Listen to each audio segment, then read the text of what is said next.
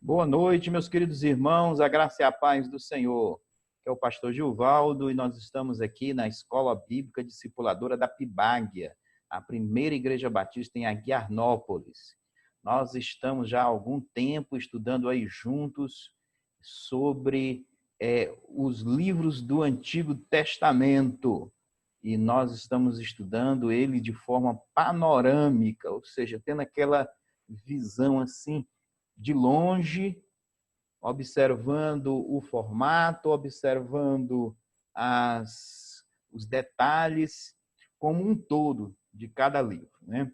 E nós já estudamos o Pentateuco, estamos estudando agora os livros históricos. Os livros históricos é o gênero literário mais presente na Bíblia, que é a narrativa histórica. Não é, claro, uma história científica, mas uma história de memória, crônicas, transcrições da história oral, né? Nós estamos vendo que os livros históricos do Antigo Testamento são Josué, que a gente já estudou aqui, Juízes, que já estudamos. Hoje nós vamos estudar sobre Ruth, e tem ainda 1º, 2º Samuel, 1º, 2º Reis, 1º Crônicas, 2º Crônicas, Esdras, Neemias e Ester. Bom, essa programação faz parte de uma ampla programação que a gente chama de Pibáguia Live, com transmissão de reuniões de adoração na quarta e no domingo pelo Facebook, nossa página no Facebook. No sábado, a gente grava uma aula e transmite pelo YouTube. Então, tem várias... nós vamos ter daqui a pouco várias salas. Estamos só com uma sala no momento, né, que é essa aqui, Panorama do Antigo Testamento. Mas nós vamos ter várias salas daqui a pouco, né? Nós vamos ter uma sala para jovens, e vamos ter uma sala para casados, casais, né? E uma sala para novos decididos. Mas isso é agora, mês de junho, acreditamos que ainda vamos estar em distanciamento social. Mês de julho, nós estamos estudando um retorno às reuniões presenciais, mas vamos continuar tendo esse programa, Pibáguia Live, que é para transmitir e elaborar conteúdos para a edificação espiritual dos nossos irmãos. Nós agradecemos a todos os irmãos que mantêm a Pibáguia através dos seus dízimos e ofertas. E colocamos à disposição aí de todos os irmãos essas duas contas na Caixa Econômica e no Banco do Brasil. Se alguém deseja ainda contribuir com o seu dízimo e sua oferta, está aí uma oportunidade. Também pode procurar um dos nossos 3 irmãos que trabalham com a nossa tesouraria. Então, está aí. E agradecemos e oramos, pedindo a Deus a bênção do Senhor sobre sua família, sobre sua vida. Deus te dê muita saúde, muita paz e muita prosperidade. Panorama do Antigo Testamento, livro de Ruth. Livro de Ruth. Então, a autoria desse livro é atribuída ao profeta, juiz, sacerdote Samuel. Samuel já é conhecido, até ele também foi atribuído a autoria de Juízes. E aqui nós temos, então, uma história que foi produzida já quando tínhamos Davi já escolhido como rei, pelo menos escolhido. Se não era governante, ainda pelo menos escolhido, porque ele é citado nesse livro, né, como sendo uma dos resultados aqui da história de Ruth. E ele começa exatamente falando da data em que ocorreu essa história. Nos dias em que os juízes julgavam. Está lá em Ruth, capítulo 1, versículo 1. Apesar da autoria ser atribuída a Samuel, é o livro mais feminino do Antigo Testamento, né? Ou, por que não dizer, da Bíblia toda, né? Nós temos um outro livro com o nome de mulher, Esther, mas a narrativa não é muito feminina.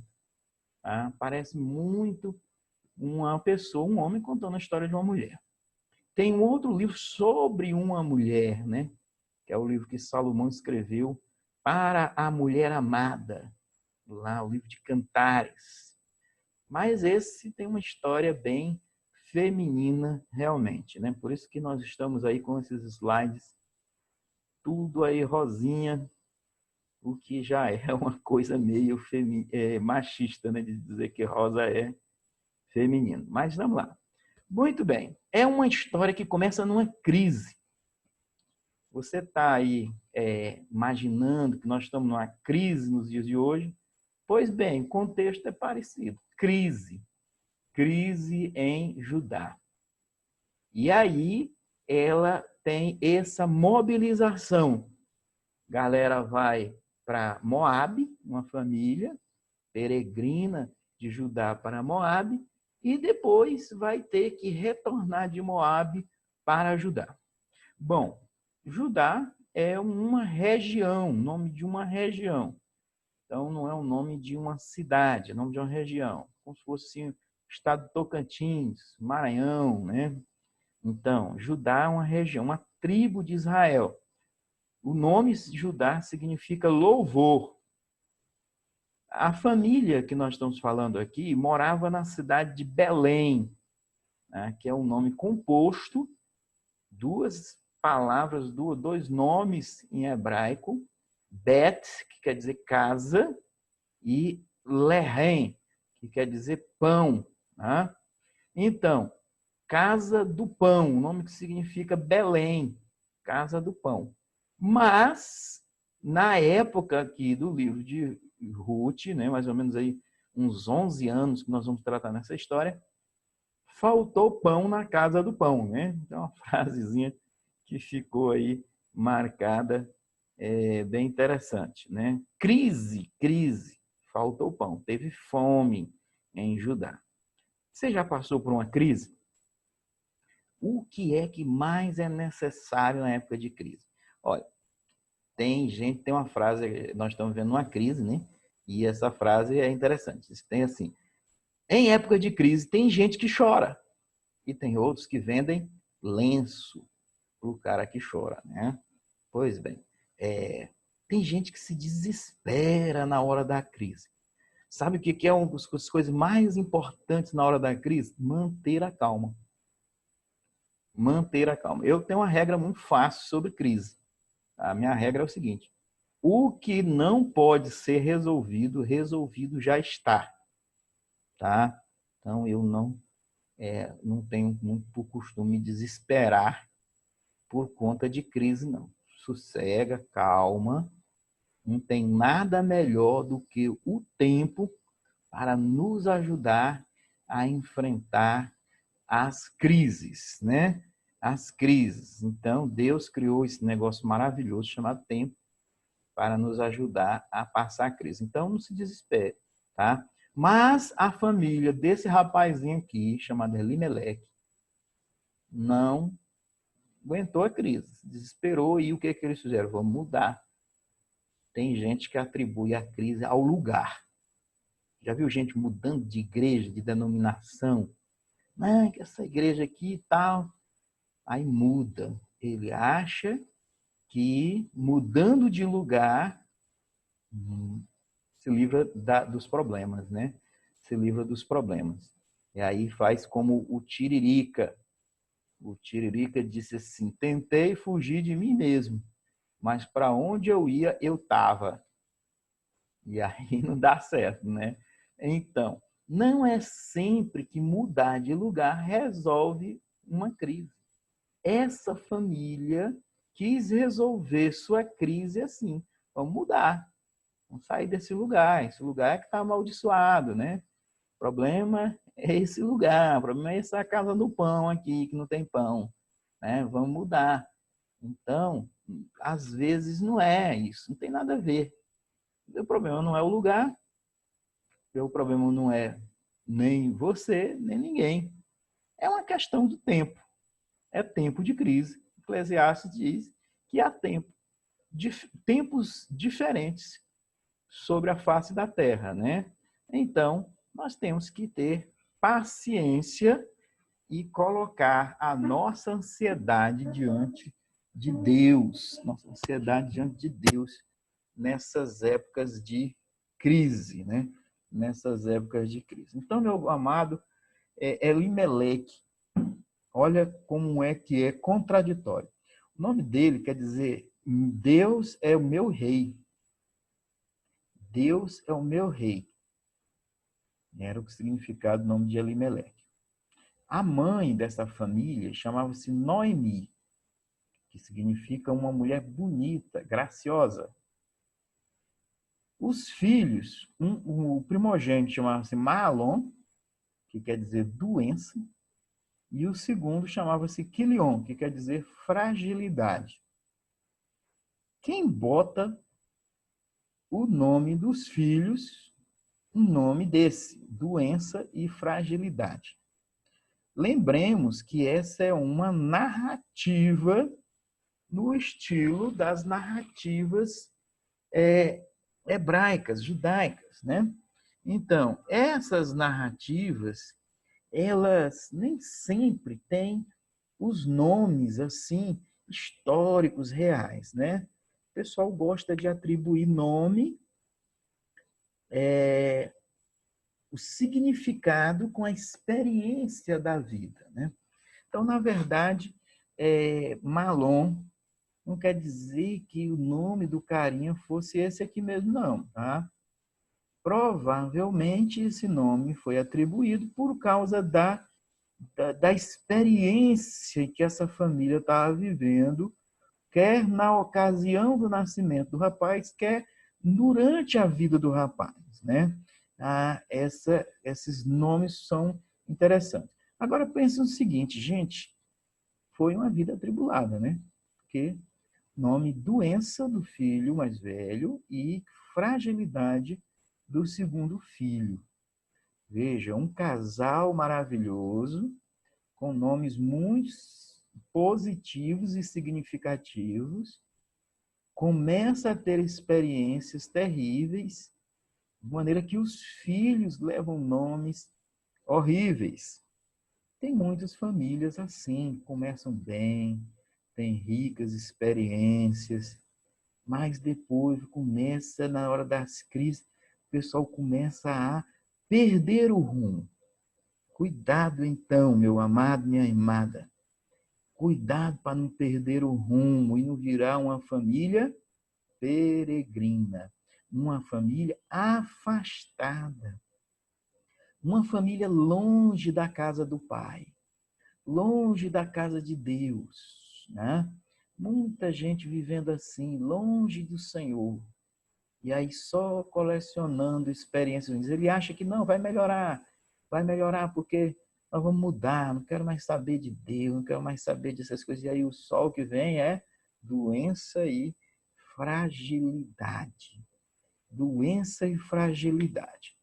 Afastados do louvor, afastados de Judá. O que acontece com essa família? Irmãos, não tem nada que esteja tão ruim que não possa piorar, tá? Isso é uma máxima da vida. Tudo pode ficar pior. Então, não se desespere tanto com o que está acontecendo no presente e nem ache que aquilo é a pior coisa do mundo. Pode piorar. Então, para essa família, piorou e foi muito. Eles saíram tentando melhorar, mas piorou e foi muito. Primeiro, Elimeleque morre. O pai, o progenitor ali daquela família, né, morreu. Tá? Os filhos ficam, então, cuidando da família. E eles se casam com essas mulheres moabitas, mulheres lá de Moab. Para quem não lembra da história que a gente já contou, Moab é um povo descendente lá do sobrinho de Abraão, Ló, né? Ló fugiu de Sodoma e Gomorra, né? Quando foram destruídas aquelas cidades, né? Fugiu ele, a mulher e suas 2 filhas. E aí, na fuga, a mulher olhou para trás, virou uma estátua de sal. Ficou só ele e as filhas. Então, eles vão habitar naquelas terras lá afastadas.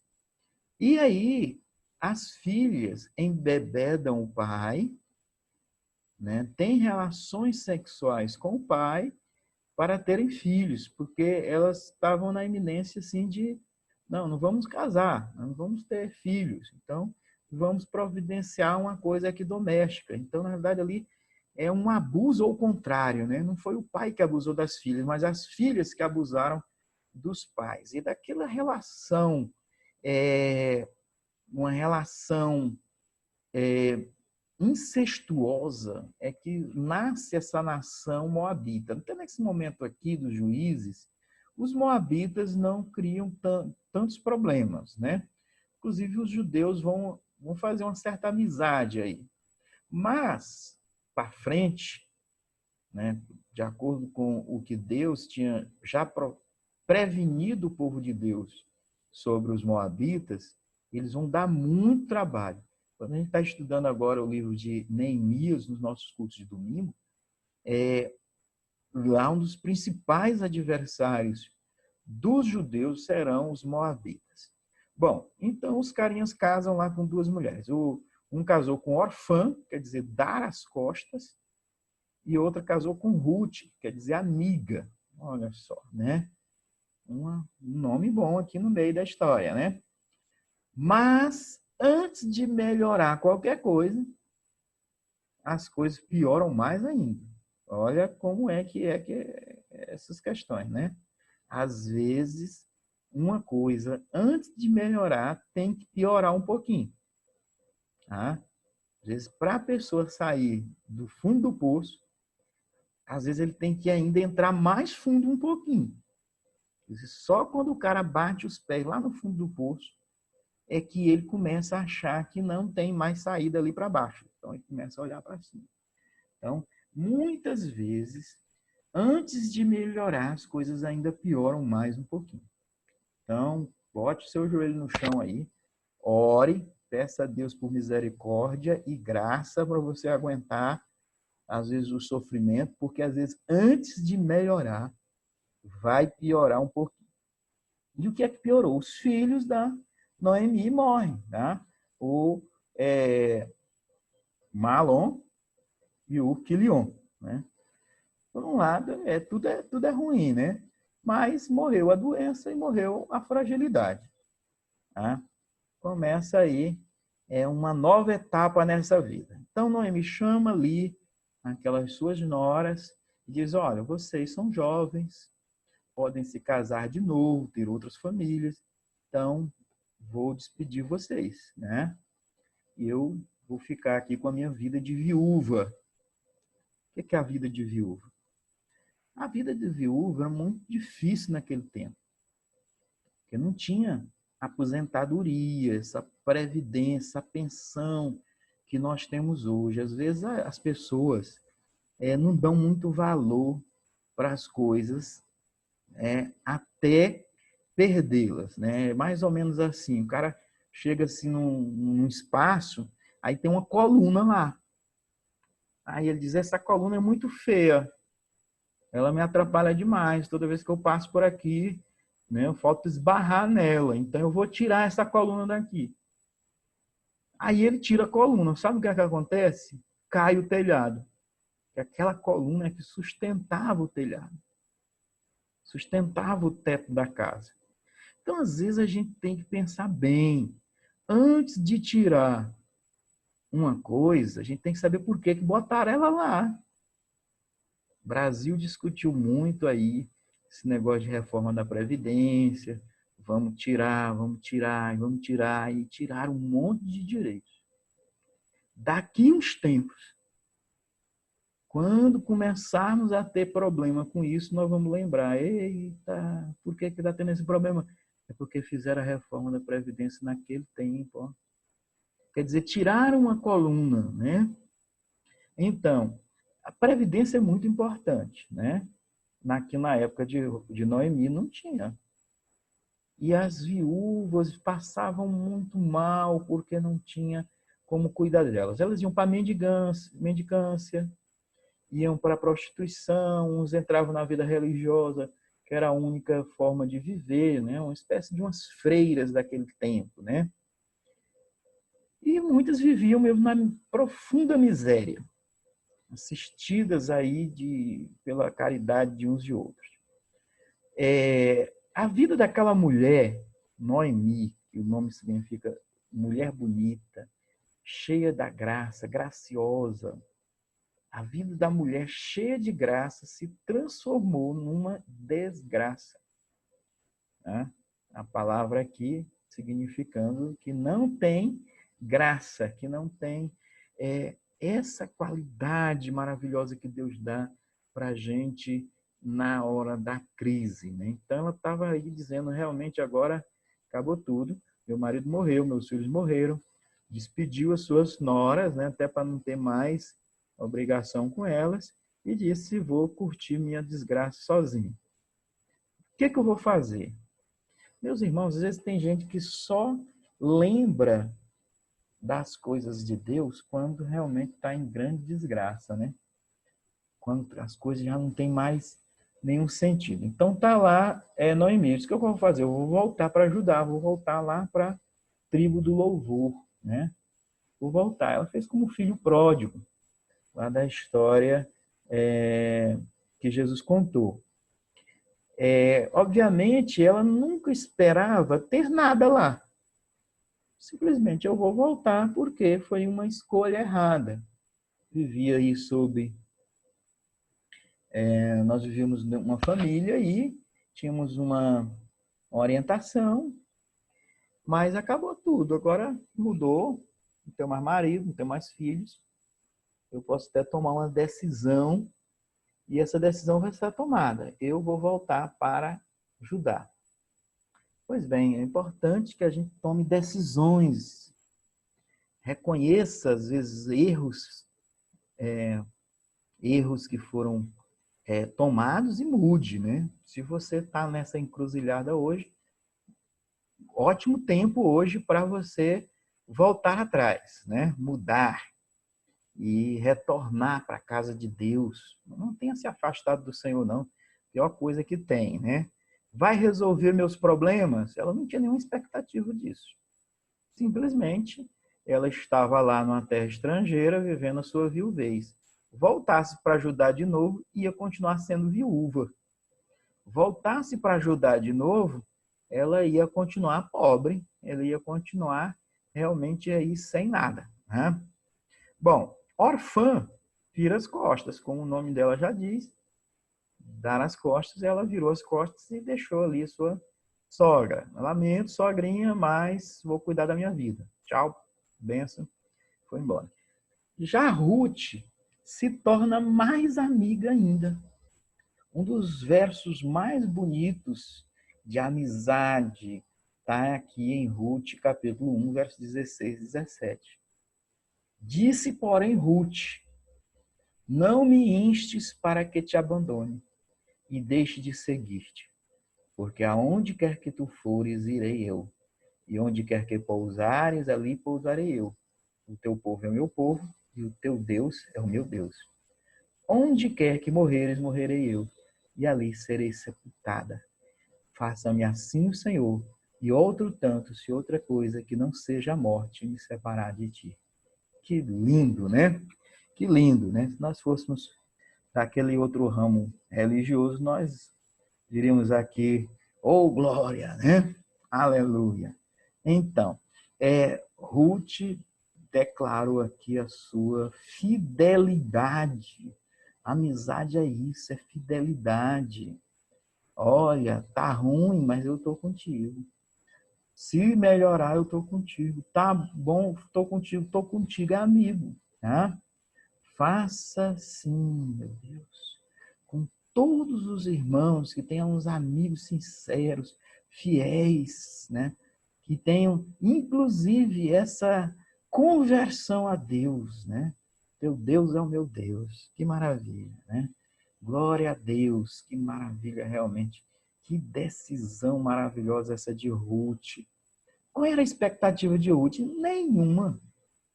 Ela poderia viver melhor, né, se seguisse o seu rumo solitariamente. Mas aqui é uma questão de fidelidade. Ela escolheu continuar fiel à sua sogra. Muito bem.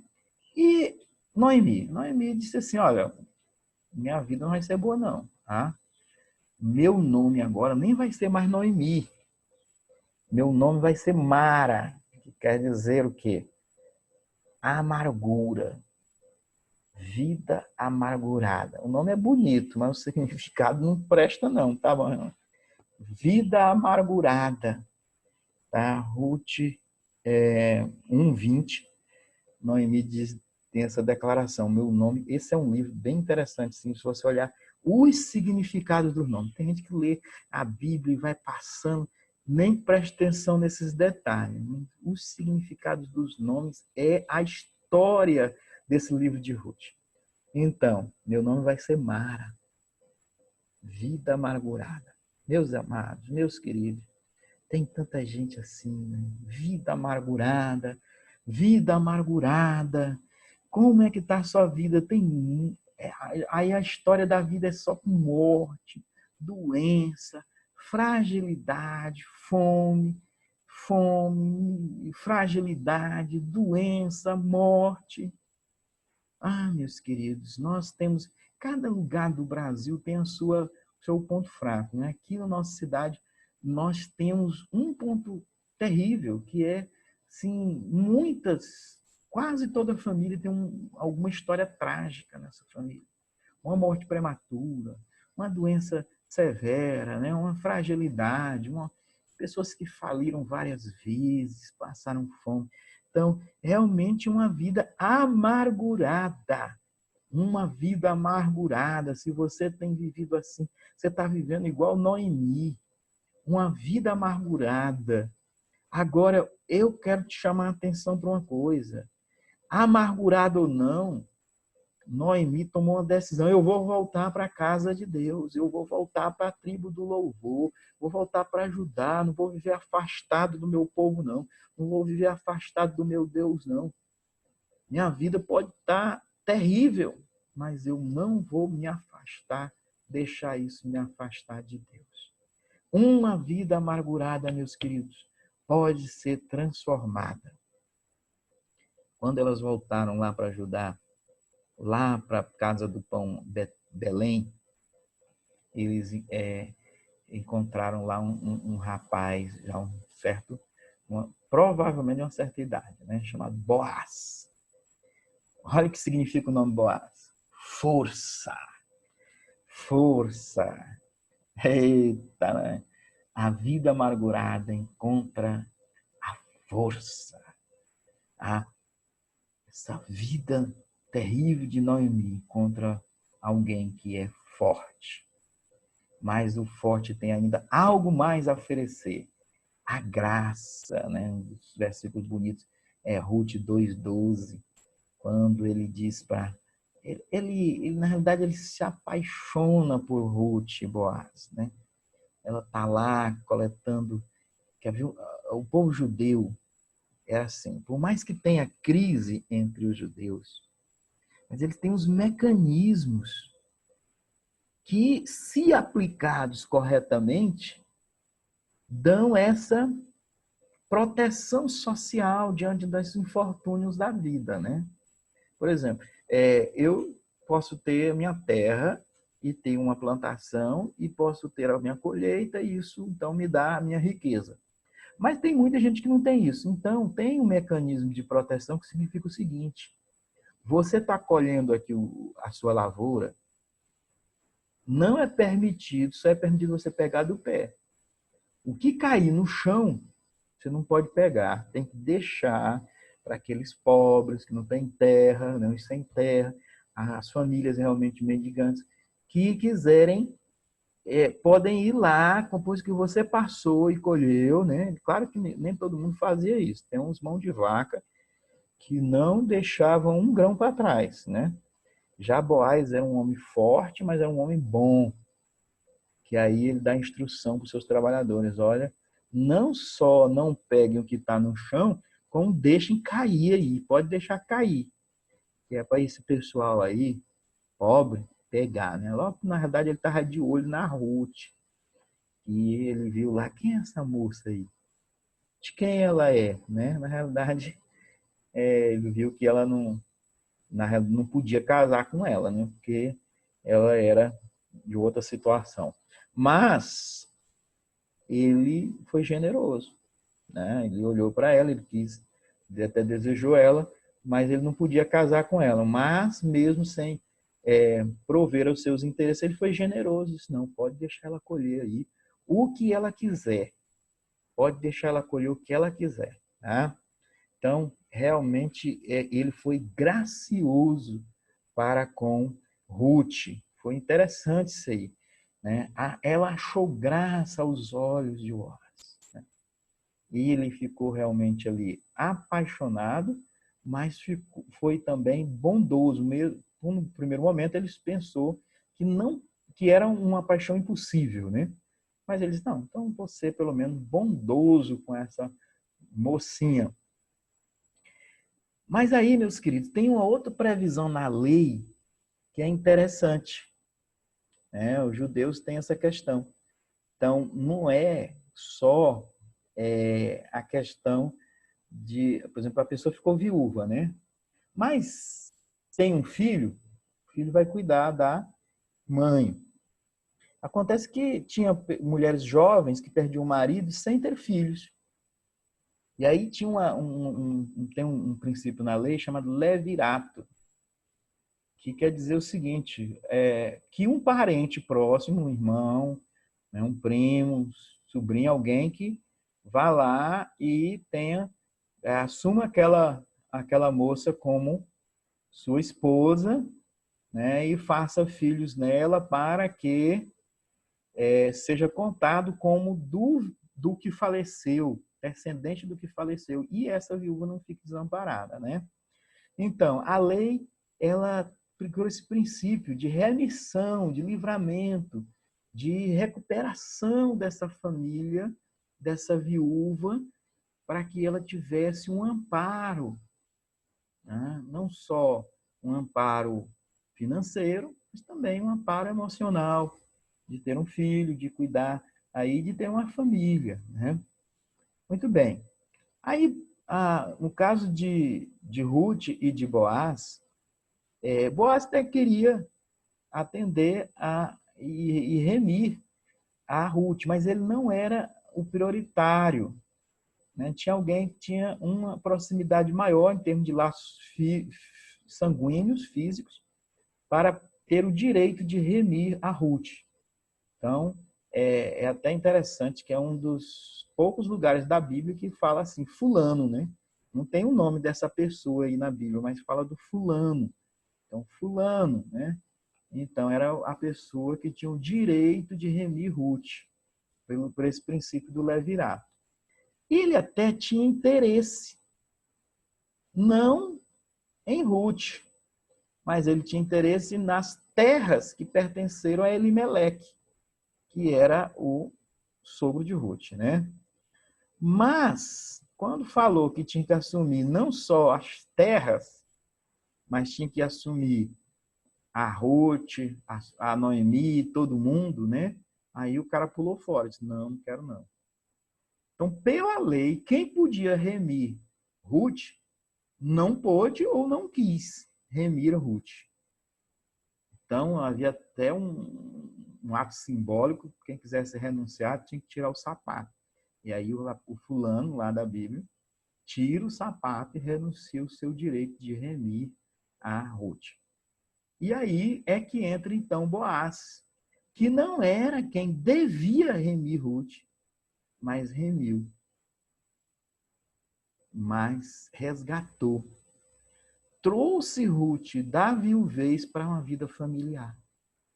Tirou Ruth daquela situação de pobreza extrema para uma situação de estabilidade financeira, emocional, E foi uma coisa que não foi só legal, tinha amor ali naquele relacionamento. Então, é uma figura clara, linda, da graça de Deus em Jesus Cristo, que redime o homem de seus pecados, por amor, não é só por uma obrigação, não é só por um interesse financeiro, mas é por amor mesmo que Deus salvou o mundo, né? Que Jesus salvou o mundo. Boaz é uma figura de Jesus.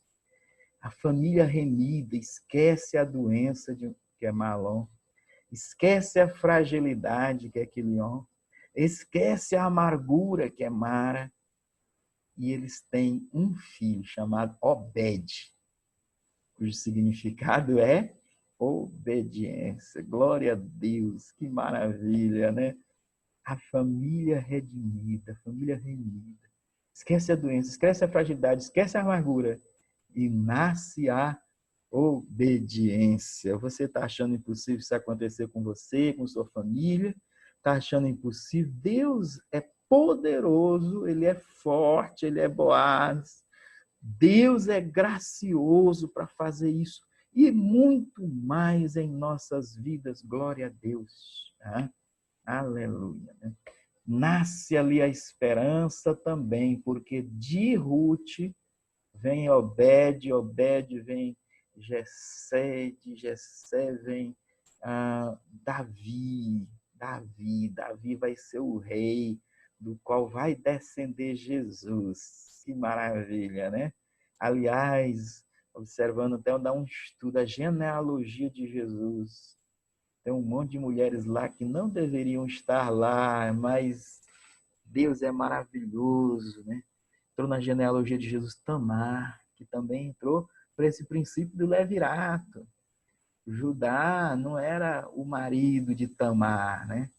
Mas a remiu, e aí por ela também vem a descendência que vai seguir em frente. Depois entra Raabe, a que era prostituta, também entra na linhagem sagrada de Jesus. Olha que maravilha. Aí vem Ruth, que era uma moabita, e entra de novo ali também na linhagem de Jesus. De Davi vem de Batseba, que não era mulher oficial de Davi. Tantas mulheres que não deviam estar na lista, né? Se a gente fosse olhar pelos princípios, né, dessas questões religiosas e morais, mais cumprem a esse princípio. Aquilo que aconteceu lá no começo, né? Elimeleque, Deus é meu rei. Elimeleque significava isso, né? E Deus vai providenciar aqui um rei segundo o seu coração. Porque agora Deus governa aquela família, tem Obed, né? Aquela família tem Obed, tem obediência, e aí, sim, vai ter rei nessa família, sim. Glória a Deus. Meus queridos, o livro de Ruth, como é que eu tenho que aplicar ele na minha vida? Primeira coisa, que eu tenho muitas lições. Eu quero destacar aqui essas duas aqui. Primeiro, muita gente declara que é Elimeleque, e Deus é meu rei, mas não confia na sua provisão. Na hora da crise, se afasta de Judá, afasta do louvor a Deus. E vão viver em Moabe, que é a terra do abuso, terra das coisas que são contrárias à lei de Deus, né? Então, meus queridos, vamos viver o que a gente declara, né? Filhinhos, não amemos de palavras, nem de língua, mas em obras e em verdade. Transformar realmente as declarações em realizações, né? Segunda coisa, pertencemos a um Deus amoroso, fiel e poderoso, que nunca deixou de cuidar dos seus filhos. Glória a Deus. Deus cuida de mim, Deus cuida de você, Deus cuida de nós. Ele é o nosso provedor, Ele é o nosso rei. Nós só temos que viver na sua casa e dependermos dEle. Meu querido e meu amado, não fique afastado da casa de Deus. Volte para a casa de Deus. Não é uma crise, não é uma doença, não é uma fragilidade, não é uma amargura que vai fazer com que você esteja aí sem aproveitar dessa coisa maravilhosa que é a graça e o poder de Deus. Quero orar com você nesse momento. Feche seus olhos, abra o seu coração.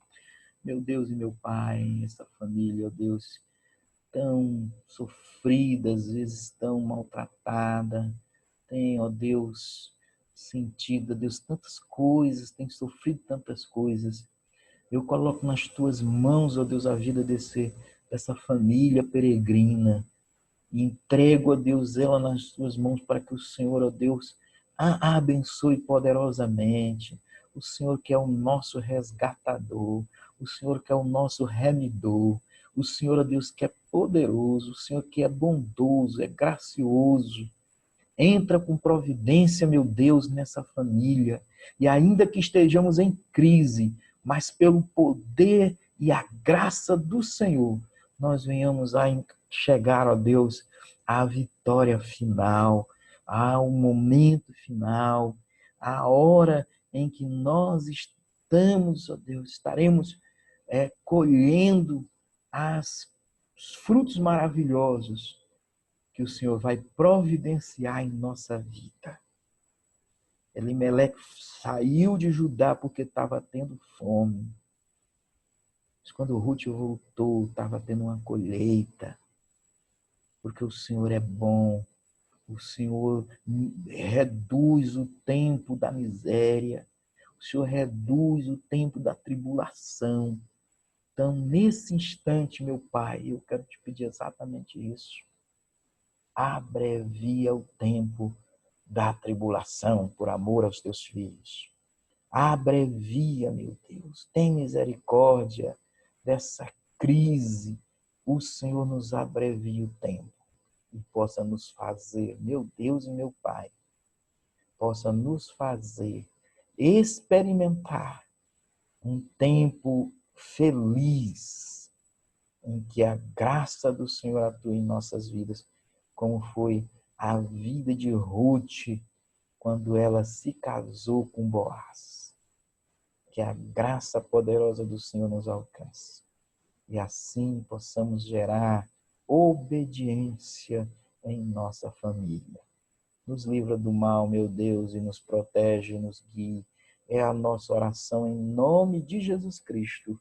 Amém e amém. Muito bem, que maravilha, que estudo lindo. Deus abençoe você, Deus abençoe sua casa. Continue acompanhando as nossas transmissões e esteja aí participando. Se você não viu os outros estudos, esteja lá, corre atrás e assiste aos outros estudos dos outros livros do Antigo Testamento até aqui. E aí fique por dentro das nossas dos nossos estudos, das nossas programações, acompanhando sempre aí os nossos canais nas redes sociais. Deus abençoe você, Deus abençoe sua família. Até mais. Fiquem todos com Deus na graça e na paz do Senhor.